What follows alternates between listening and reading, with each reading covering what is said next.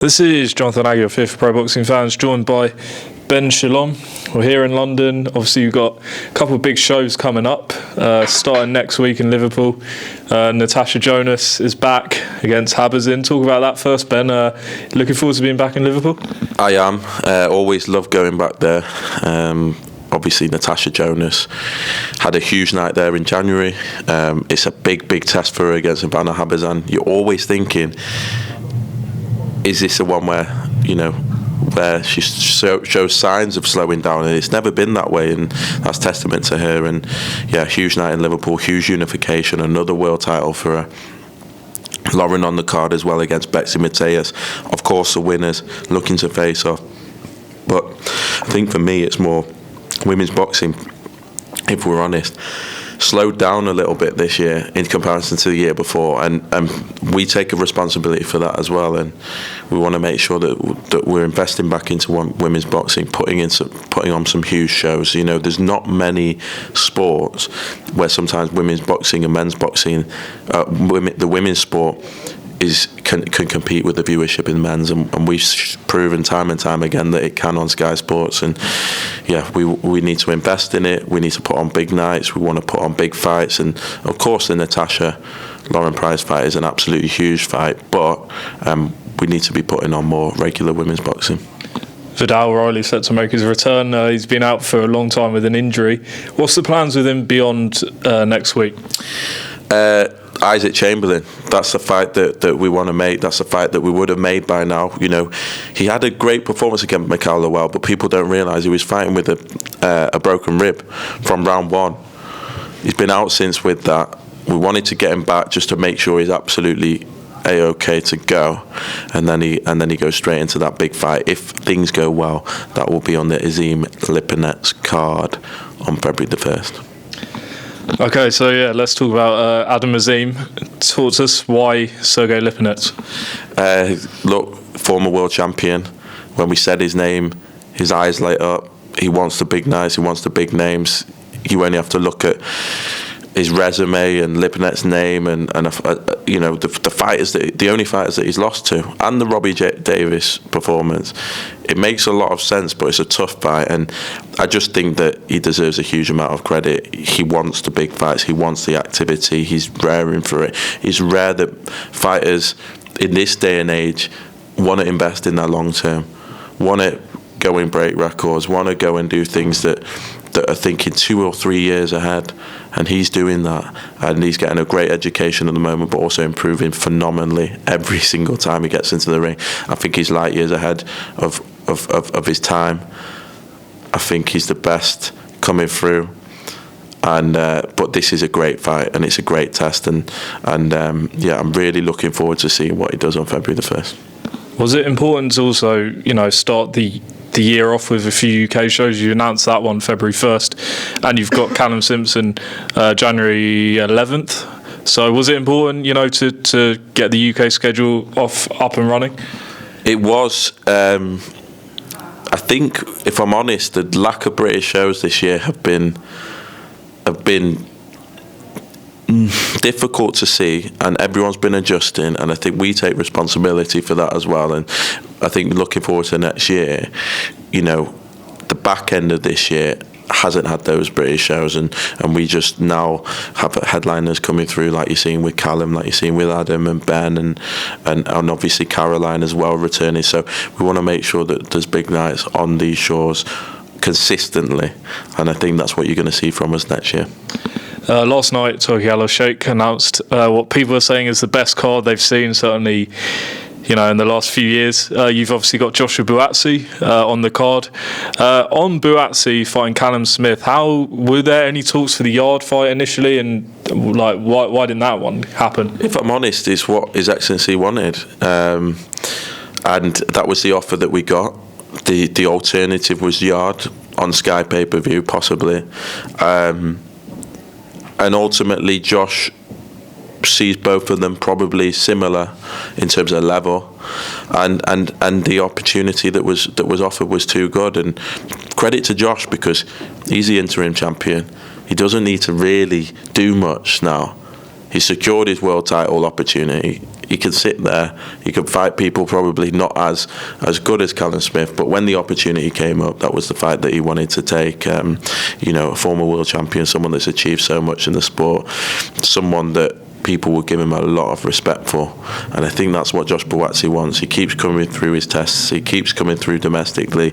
He's now at that world level, and he wants a world level performance, a world level win. And the two obviously guys, Bivol and Beterbiev, if we're honest, the division's been tied up for nearly 18 months, maybe longer. The fact that we never thought that the fight would happen, His Excellency was able to make it happen, then the injury, then the rematch.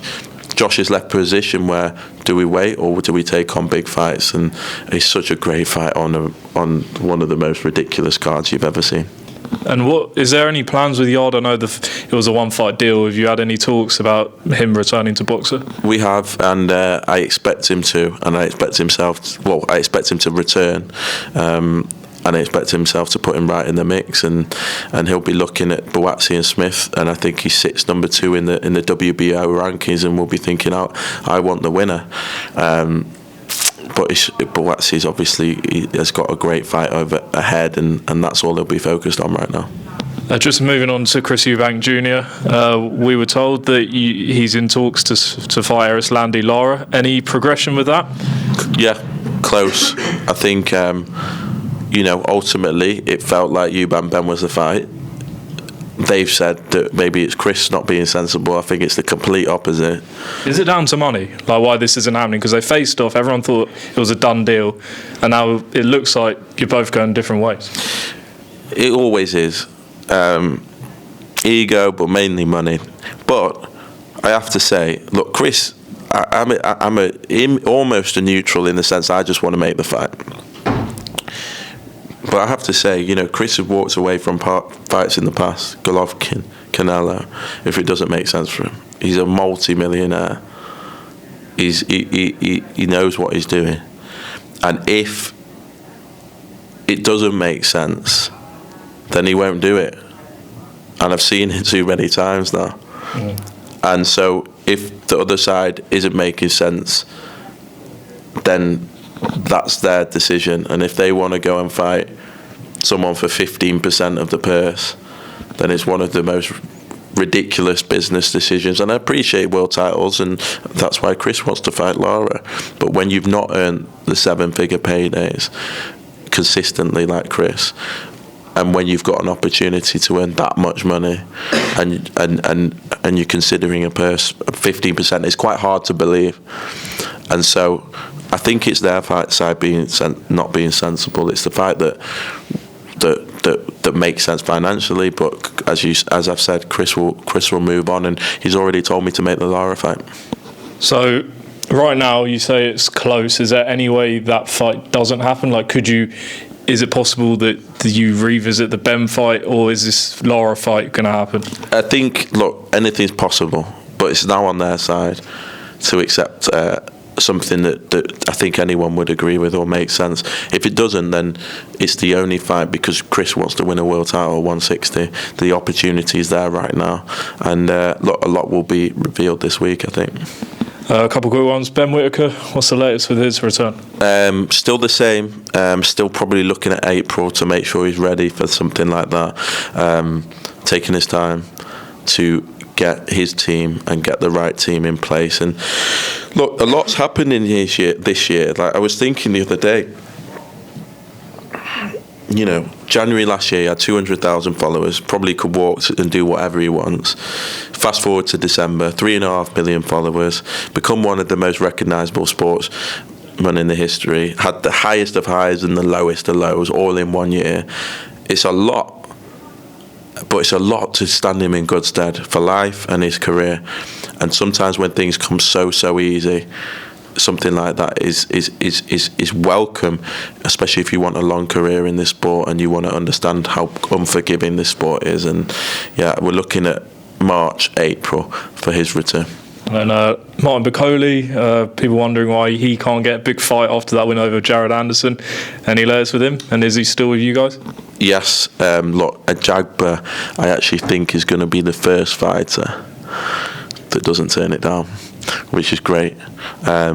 It was close to going on the February 22nd card. In the end, the collective decision was that it would just get lost. But there's a commitment there now from both sides to make that fight. I see it happening in March. And Big Martin over here will be a world champion by the end of next year. Is that going to happen over here, you think? I believe so. Okay, last one. Obviously, there's been a lot of talk from, as you say, the other side about, your future with Sky. What can you tell us about, where you're at with that and, potentially renewing, or because people are not sure when even it expires. So what can you say on that? Well, all I can say is you can see the commitment. These fighters that we started with now coming to the fruition, and Sky Sports are probably more committed to boxing than they've ever been.